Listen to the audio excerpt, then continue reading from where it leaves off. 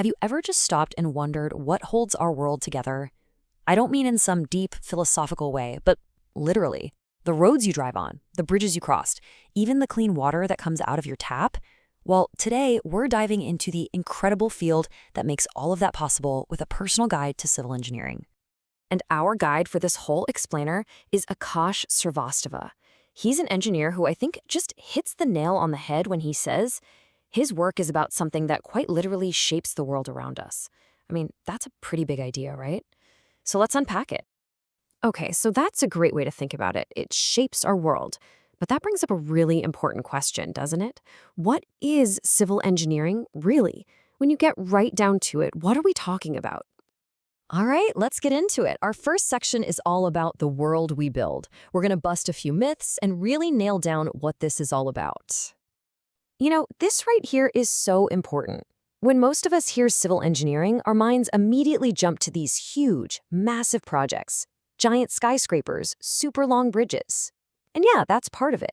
But the reality is so much more fundamental. It's this amazing blend of art and science, all focused on making things that are safe, strong, and built to last. So here's the more formal definition. But you know, the three words that really jump out to me are design, construction, and maintenance. It's not just about dreaming up a cool new building.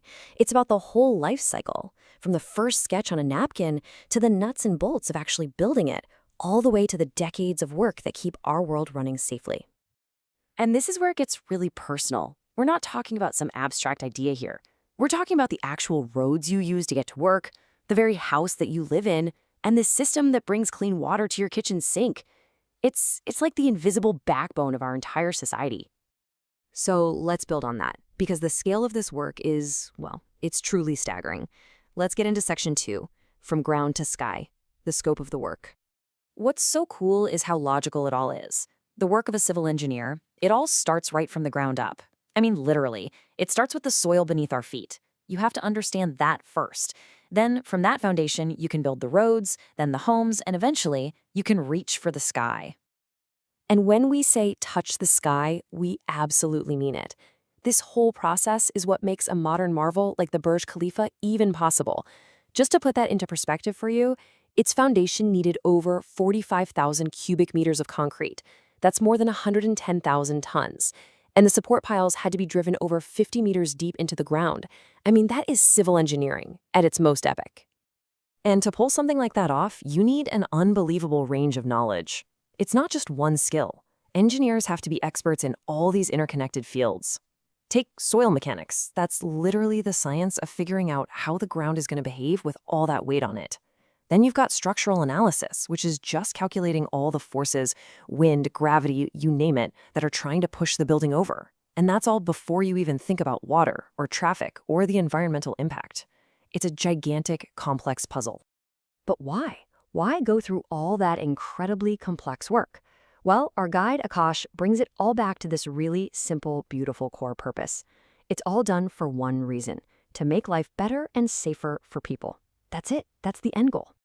And you know, the best way to really understand that human purpose isn't through definitions, but through stories. And that brings us to our third section, a story about water, engineering with a purpose. Akash shares this really powerful memory from his own journey about a project he did on river water treatment. Now, on the surface, that sounds pretty technical, right? But for him, it became this huge moment of clarity.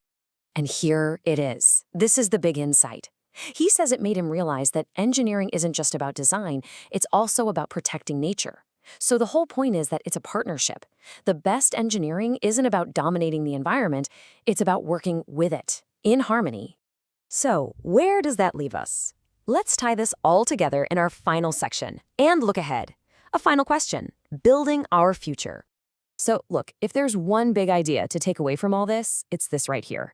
Civil engineering is the invisible art and science that's building our world.